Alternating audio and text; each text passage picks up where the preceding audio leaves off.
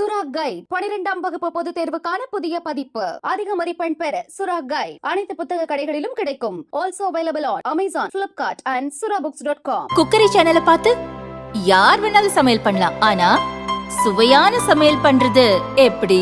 நான் இதயம் நல்லெண்ணெயில சமையல் பண்றேன். ஆஹா ஓஹோன்னு பாராட்டுறாங்க. நீங்களும் இதயம் நல்லெண்ணெயில சமையல் பண்ணுங்க, பாராட்ட வாங்குங்க. தினம் தோறும் வாங்குவே இதயம் இதயம். பாஜக மாநில தலைவராக இருக்கும் அண்ணாமலை மாற்றப்பட உள்ளதாக கடந்த சில வாரங்களாகவே அக்கட்சி வட்டாரத்தில் வேகமாக செய்தி பரவியது.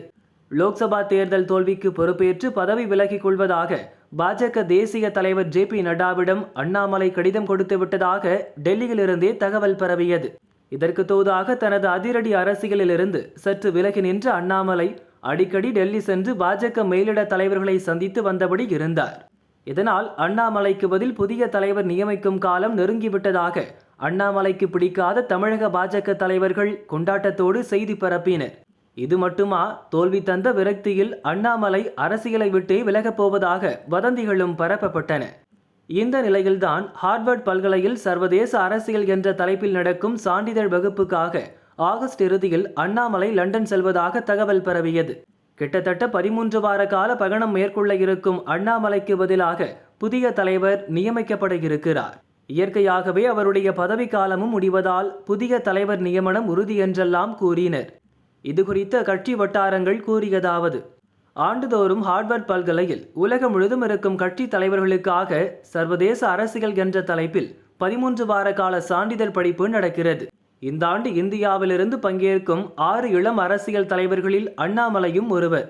ஒரு கட்சியின் அமைப்பு விதிகள் படி மாநில அளவில் முக்கிய பொறுப்பில் இருப்போர் வெளிநாடு சென்று வாரக்கணக்கில் தங்க வேண்டும் என்றால் கட்சி தலைமையிடம் அனுமதி பெற வேண்டும். அந்த வகையில் வரும் 28இல் லண்டன் செல்லும் அண்ணாமலை சான்றிதழ் படிப்பை முடித்துவிட்டு அடுத்த ஆண்டு ஜனவரி 10ஆம் தேதிக்கு பிறகுதான் தமிழகம் திரும்புகிறார். அதற்கான முழு ஒப்புதலையும் கட்சி மேலிடத்தில் அண்ணாமலை பெற்றுவிட்டார்.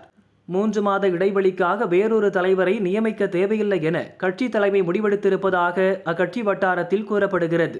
ஆனால் இடைக்கால தலைவராக ஒருவரை நியமித்து கட்சி நிர்வாகத்தை தொய்வின்றி செயல்பட வைக்க வேண்டும் என இங்கிருப்போர் தலைமைக்கு தகவல் தெரிவித்துள்ளனர்.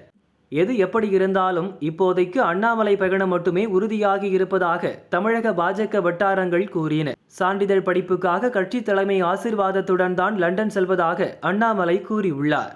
3 மாத படிப்புக்கு பிறகு புத்தாண்டில் தமிழகம் திரும்புவேன், வழக்கமான அரசியல் பணிகள் தொடரும் என்றும் அவர் குறிப்பிட்டுள்ளார்.